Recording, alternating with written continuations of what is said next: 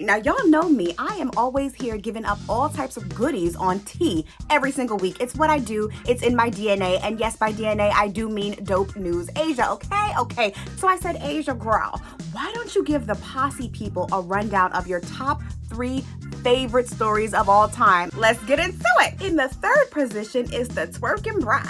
So many people had so many things to say, whether they were into it, whether they were not feeling it.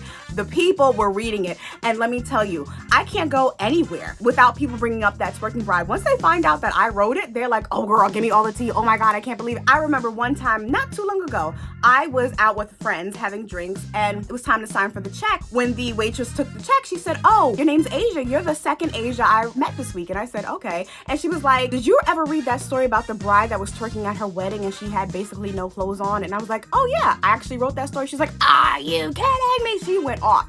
She was like, yo, my God, I just read that article and I looked up and I never read authors' names, but I saw the name Asia and it just stuck with me and now I'm meeting you. And it did definitely touch my heart. Like for 5 seconds, I felt like Beyoncé. Another Asia fave was a piece that I published after interviewing the Lil Kim on the red carpet of the late Biggie Smalls' 50th birthday party this past May. But let me tell you, interviewing her, being there, being near her, it was just next level for me. Not only did I speak to her, but then I actually got a chance to go into the party and turn up with her, people from Junior Mafia, Biggie's friends, Biggie's children. You talk about a core memory, okay? I loved it. It was just like every hip hop girlie's dream, and I was so happy to be there. A lot of times rappers are really poorly portrayed, and so this was a moment where music and a genre that's very close to my heart was being celebrated, and I was able to expand that and share that with the world. My number 1 favorite story has to be one that I did about someone who I hold very near and dear to mi corazón, okay? No, I'm talking about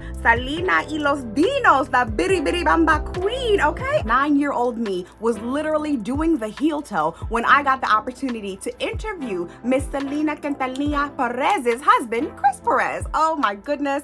I was just so thrilled. And now I got hired at the Post in November 2020 and I interviewed him in December 2020. So it was like kind of one of my first big interviews. You know, I was just sharing with him so much. He was sharing with me. It was really more of a conversation than it was an interview. I just lived for their love story and was so inspired by the work they did together. And he says that even though he went on to get married and have 2 children after Selena's tragic death, he still carries a lot of their love in his heart. He still dreams about her, which, you know, definitely made my eyes water because I'm like, dreaming of you.